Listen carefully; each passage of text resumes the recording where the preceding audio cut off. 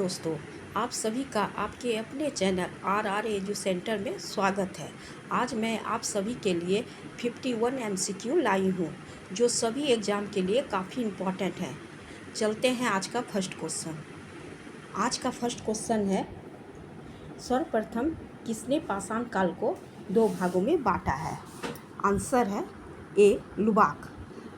लुबाक ने 1865 ईस्वी में अपने पुस्तक प्री हिस्टोरिक टाइम्स में पाषाण काल को दो भागों में बांटा है, पूरा पाषाण काल और नवपाषाण काल। नेक्स्ट, प्राक ऐतिहासिक काल किसे कहा जाता है?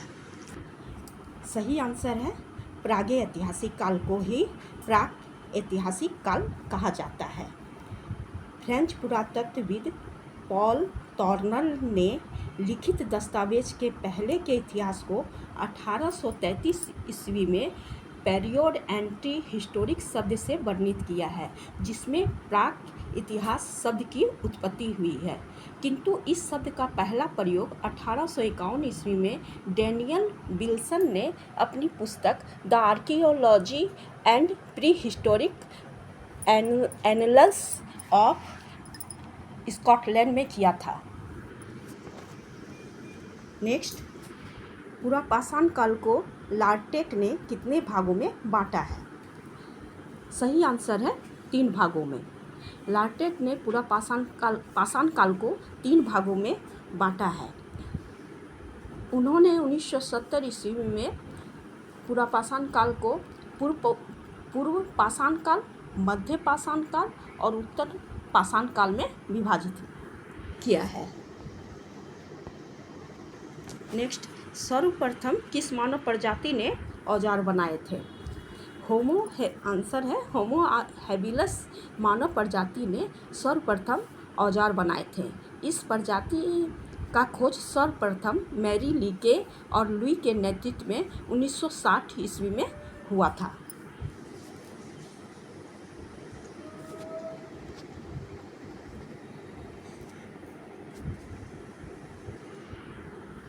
नेक्स्ट, आग पर काबू करने वाला पहला मानव प्रजाति कौन था? सही आंसर है होमो इरेक्टस ने सर्वप्रथम 10 लाख वर्ष पूर्व आग पर काबू पाए थे। नेक्स्ट, लोहे की खोज सर्वप्रथम किस काल में हुआ था? सही आंसर है ताम्र पाषाण काल।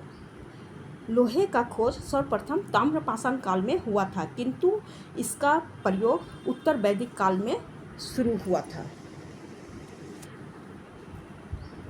सर्वप्रथम उत्तरकाली पॉलिश मृदभांड कहाँ से मिला है? सही आंसर है तक्षशिला। तक्षशिला से सर्वप्रथम उत्तरकाली पॉलिश वाली मृदभांड मिला है। इसकी खोज 1923 ईस्वी में हुई थी, किंतु इसकी चमक देखकर उसे सब ग्रीक मृदभांड समझ लिए थे। नेक्स्ट, भारत में प्राग ऐतिहासिक कालीन चित्र किस पाषाण काल का मिला है? सही आंसर डी नंबर, ए पूर्व पाषाण काल और मध्य पाषाण काल, दोनों काल का भारत में प्राग ऐतिहासिक कालीन चित्र मिला है। यह चित्र भीमबेटका से मिला है, राजस्थान के चित्तौड़गढ़ और छत्तीसगढ़ के सरगुजा से मिला है। नेक्स्ट क्वेश्चन, 300 ईसा पूर्व कहाँ से सोने का एकमात्र मनका मिला है? सही आंसर है कौशाम्बी। इस काल की एकमात्र सोने का मनका कौशाम्बी से मिला है। इसके अलावा यहाँ से अंगूठी, ताम्र, कांच, लोहे की चूड़ियाँ, इंद्रगोप भी मिला है।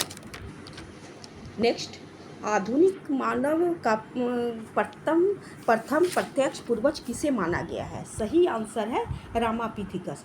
रामापिथिकस को आधुनिक मानव का प्रथम प्रत्यक्ष पूर्वज माना गया है। यह 16.6 लाख से 5.3 लाख वर्ष पूर्व इस धरती पर थे। इसका पहला जीवाश्म 1832 ईस्वी में उत्तर पश्चिम के शिवालिक पहाड़ियों से मिला है। रामापिथिकस के 2 प्रजाति थे, रामापिथिकस पंजाबिकस और दूसरा रामापिथिकस बिकेरी।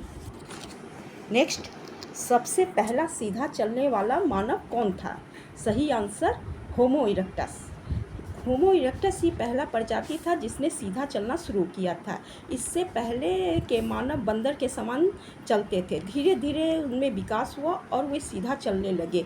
होमो इरेक्टस का अर्थ ही होता है सीधा चलने वाला मानव। नेक्स्ट, क्रो-मैग्नोन नाम से किसे जाना जाता है? सही आंसर है होमो सैपियंस।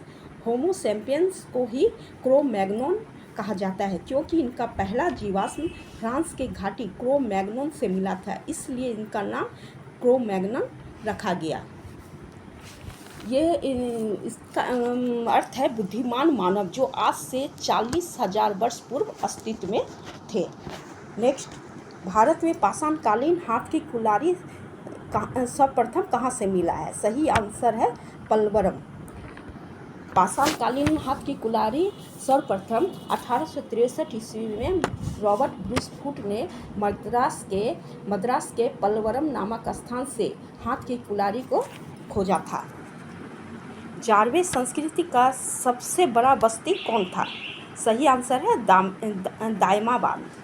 दायमाबाद जो है जारवे संस्कृति का सबसे बड़ा बस्ती है जो 30 हेक्टर में फैली हुई थी, जबकि प्रकाश और इनाम गांव 5-5 हेक्टर में फैला था। पूरा पाषाण शब्द का प्रयोग सबसे पहले किसने किया था?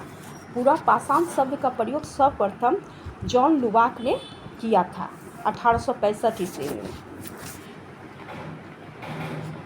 नेक्स्ट, ब्रायन फेगन कितने प्रकार के मापदंडों के आधार पर मानव को परिभाषित किए हैं? सही आंसर है 4 प्रकार के मापदंडों के आधार पर ब्रायन फेगन ने परिभाषित किया है। पहला है मानव का मस्तिष्क का आकार 600 घन सेंटीमीटर से अधिक होनी चाहिए। दूसरा, उन्हें भाषा की समझ होनी चाहिए।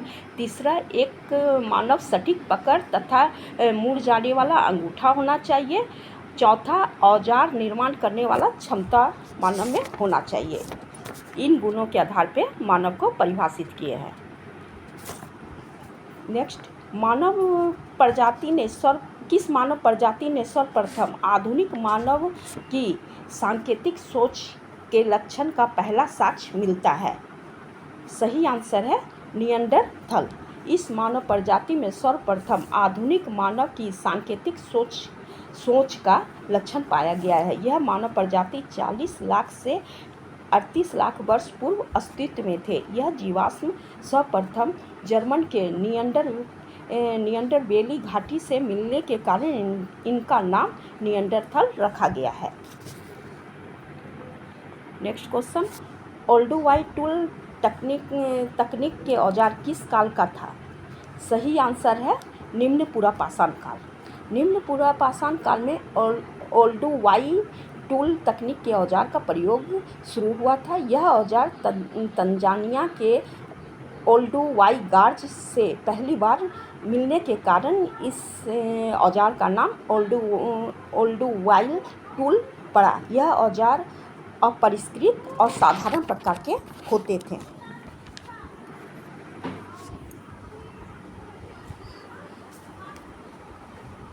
मध्य पाषाण काल में किस मानव प्रजाति निवास करते थे? सही आंसर है मध्य पाषाण काल में निएंडरथल मानव प्रजाति निवास करते थे। ये औजार निएंडरथल निवास करते थे। मोस्तारी औजार किस काल के थे?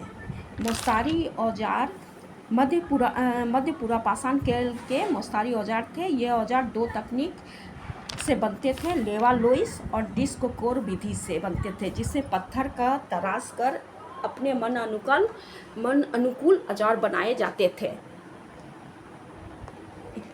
21 नंबर, नवपाषाण काल को क्रांति की संज्ञा किसने दी है? सही आंसर गार्डन चाइल्ड ने नवपाषाण काल को क्रांति की संज्ञा दी है। इसने अपनी पुस्तक मैन मैक्स हिमसेल्फ 1936 में प्रकाशित किया, जिसमें उन्होंने नवपाषाण काल को क्रांति की संज्ञा दी है। पहिया का आविष्कार किस काल में हुआ था? पहिया का आविष्कार सर्वप्रथम नवपाषाण काल में हुआ था। नवपाषाण काल के पहले पहिया का आविष्कार नहीं हुआ था। पहिया का आविष्कार होने के कारण मृदभांड चाक पे बनने लगी, जिसके कारण मृदभांड सुडौल और सुंदर होने लगी। किंतु नवपाषाण काल में चाक पे बर्तन नहीं बनते थे। इसके बाद से चाक पे बर्तन बनना प्रारंभ हुआ। सबसे पहले भारतीय उपमहाद्वीप में कृषि का साक्ष्य कहाँ से मिला है? सही आंसर है मेहरगढ़, जो आज पाकिस्तान के बलूचिस्तान में स्थित है। यह नवपाषाण कालीन स्थल है। यहाँ से गेहूँ और जौ की खेती का साक्ष्य मिला है। नेक्स्ट क्वेश्चन, प्रागैतिहासिक काल में सबसे अधिक समय तक किस तकनीक के औजार बनते थे? सही आंसर है ओल्डुवान तकनीक से प्रागैतिहासिक काल में सबसे अधिक समय तक औजार बने। यह तकनीक 10 लाख वर्ष से अधिक समय तक प्रयोग किए गए। भीमबेटका गुफा किस लिए प्रसिद्ध है? भीमबेटका गुफा पाषाणकालीन शैल चित्र के लिए प्रसिद्ध है। यहाँ से पाषाणकालीन शैल चित्र कम से कम 500 से अधिक मिला है। किसने कहा था कि सर्वप्रथम खेती करने के लिए उपयुक्त पौधे प्रविधियां को महिला ने चुना होगा?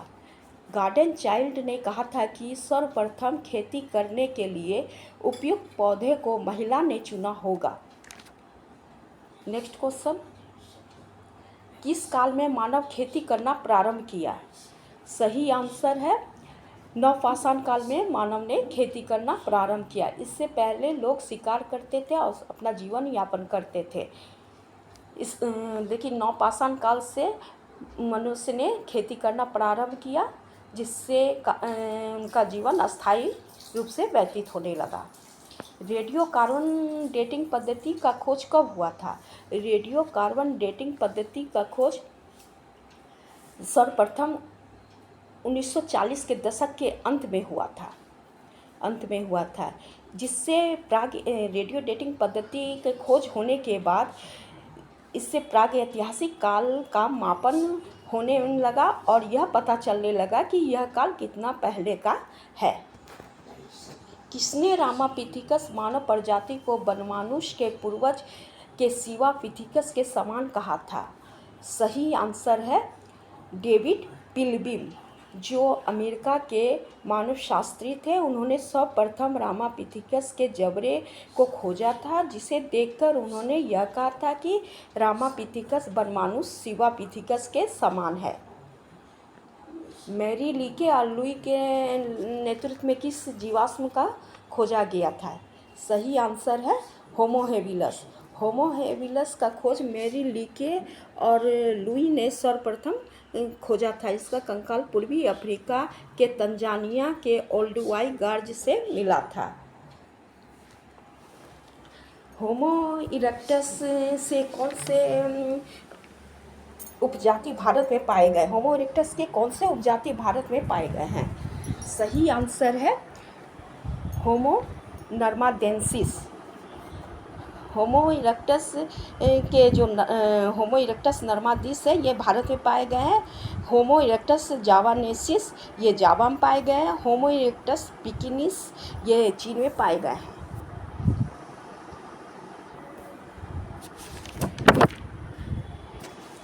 नेक्स्ट क्वेश्चन, ओल्डुवान टूल तकनीक के औजार किस प्रजाति ने प्रयोग किया था? सही आंसर है होमो हेबिलस। नेक्स्ट क्वेश्चन, होमो इरेक्टस के कितने उपजाति पाए गए हैं? सही आंसर है 3। होमो इरेक्टस के 3 प्रजाति पाए गए हैं। पहला जावानेसिस, होमो इरेक्टस जावानेसिस जो कि जावा में पाए गए हैं। दूसरा होमो पिकिनिसिस जो कि चीन में पाए गए हैं। और तीसरा होमो नर्माडेंसिस जो कि भारत में पाए गए हैं। ओल्डुवाई तकनीक, एस्यूलियन तकनीक, कैलेक्टोनियन तकनीक से किस काल में औजार बनते थे? सही आंसर है निम्न पुरा पाषाण काल। निम्न पुरापाषाण काल से ओल्डू इन तीनों तकनीक से औजार बनते थे। ओल्डू वाई औजार साधारण और अपरिष्कृत होते थे।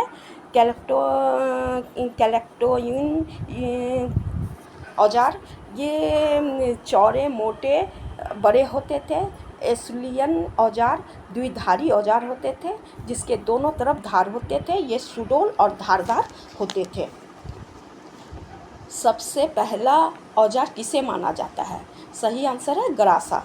गरासा को सबसे पहला औजार माना गया है जो ओल्डू वाई तकनीक से बना है और सबसे पहले ओल्डू वाई गार्ज तंजानिया से यह औजार मिला था। नेक्स्ट, लेवालोइस विधि और डिस्क कोर विधि से किस काल में औजार बनते थे? सही आंसर है मध्य पुरापाषाण काल में लेवालोइस विधि और डिस्क कोर विधि से औजार बनते थे। नेक्स्ट, किसने कहा था कि निएंडरथल मानव प्रजाति अपने मृतकों को दफनाते थे? सही आंसर है फेगन। फेगन के अनुसार निएंडरथल लोग अपने मृतकों को दफनाते थे और उनके साथ उनके पसंद के चीज़ को भी दफनाते थे क्योंकि उन लोगों का मृत्यु के बाद के जीवन पे भरोसा था। सोथी संस्कृति किस नदी के किनारे विकसित हुई थी? सही आंसर है घग्गर नदी, जिसे सरस्वती नदी भी कहा जाता है। यह राजस्थान में विकसित हुआ था। यहाँ से पाए गए बर्तन कालीबंगा के पूर्व हड़प्पा के बर्तन के समान थे। भारतीय प्रागैतिहासिक काल के जनक किसे कहा जाता है? सही आंसर है Robert Bruce Foote. Robert Bruce Foote को भारतीय प्रागैतिहासिक काल के जनक कहा जाता है। वह ब्रिटिश भूवैज्ञानिक और पुरातत्वविद थे जिन्होंने मद्रास के पल्लवरम से पहला पाषाणकालीन उपकरण खोजे थे। भारत में मध्य पाषाणकालीन उपकरण सबसे पहले किसने खोजा था? सही आंसर है C.L. क्लाइल। C.L. क्लाइल ने मध्यपाषाणकालीन उपकरण सबसे पहले खोजे थे। ये उपकरण लघु उपकरण थे। अफ्रीका देश से बाहर निकलने वाले पहले मानव प्रजाति कौन थे? सही आंसर है होमो इरेक्टस। होमो इरेक्टस पहले ऐसे मानव प्रजाति थे जो अफ्रीका देश से बाहर निकले थे और अन्य देश की ओर गए थे। पैलियोलिथिक एज किस काल को कहा जाता है? सही आंसर है प्रागैतिहासिक काल को। प्रागैतिहासिक काल को ही पैलियोलिथिक एज कहा जाता है। यह शब्द दो यूनानी शब्दों से मिलकर बना है। पैलियो का अर्थ होता है पुराना और लिथिक का अर्थ होता है पत्थर। महापाषाण काल भारत में कहाँ विकसित हुआ था? सही आंसर है दक्षिण भारत। महापाषाण काल भारत के दक्षिण में विकसित हुआ था। इस काल के लोग अपने मृतकों को दफनाने के लिए उसके चारों ओर बड़े बड़े पत्थर लगा देते थे। महापाषाण काल का नाम इस कारण दिया गया है। महापाषाण का अर्थ होता है बड़े बड़े पत्थर का काल। भारत में मध्यपाषाण काल की सबसे बड़ी बस्ती कौन थी? सही आंसर है बागोर। बागोर राजस्थान के भीलवाड़ा जिले में स्थित है। यह मध्यपाषाण कालीन सबसे बड़ी बस्ती थी। गड्ढे वाला घर कहाँ से मिला है? गड्ढे वाला घर कश्मीर के बुर्जहोम और गुफरकराल से मिला है। यह नवपाषाण कालीन बस्ती था। बुनाई करने का आविष्कार किस काल में शुरू हुआ था? सही आंसर है नवपाषाण काल। नवपाषाण काल से ही बुनाई करने का कार्य शुरू हुआ था। वे लोग भेड़ के ऊन निकाल के भी बुनते थे। इसके अलावे सन के तंतु की भी बुनाई करते थे। भारत में शुतुरमुर्ग किस युग में पाया गया है? भारत में शुतुरमुर्ग पुरापाषाण काल में पाया गया है। इसके अंडे के छिलके राजस्थान, मध्य प्रदेश और महाराष्ट्र से मिले हैं। पुरापाषाण काल के बाद का कौन सा काल आता है? पुरापाषाण काल के बाद नवपाषाण काल आता है। इसके पुरापाषाण काल के बाद मध्यपाषाण काल आता है। उसके मध्यपाषाण काल के बाद नवपाषाण काल आता है। सबसे पहले नेक्स्ट क्वेश्चन, सबसे पहले किस जानवर को पालतू बनाया गया था? सही आंसर है कुत्ता। कुत्ता को सबसे पहले पालतू बनाया गया था। जानवर को पालतू बनाने का प्रक्रिया मध्य पाषाण काल से शुरू हुआ था। इससे पहले कोई भी जानवर को पालतू नहीं बनाया जाता था। आदमी के साथ कुत्ता को दफनाने का साक्ष्य कहाँ से मिलता है? सही आंसर है बुर्ज होम। बुर्ज होम में मृतक के साथ कुत्तों को भी दफनाया जाता था। मृत आदमी के साथ कुत्तों को दफनाया जाता था। मनुष्य अस्थायी जीवन किस काल से व्यतीत करने लगे थे? सही आंसर है नवपाषाण काल। मनुष्य नवपाषाण काल से अस्थायी जीवन व्यतीत करने लगे थे। इससे पहले लोग घुमक्कड़ ज़िंदगी जीते थे, क्योंकि इससे पहले वे लोग शिकार पर निर्भर थे। लेकिन नवपाषाण काल से वे लोग खेती करने लगे, जिसके कारण उन्हें अन्न उपजाने के लिए एक जगह स्थिर होकर रहना पड़ता था। इसलिए उन लोग का जीवन अस्थायी हो गया था। Thank you. अगर आप लोग को हमारा वीडियो पसंद आया है तो लाइक कीजिए और सब्सक्राइब कीजिए।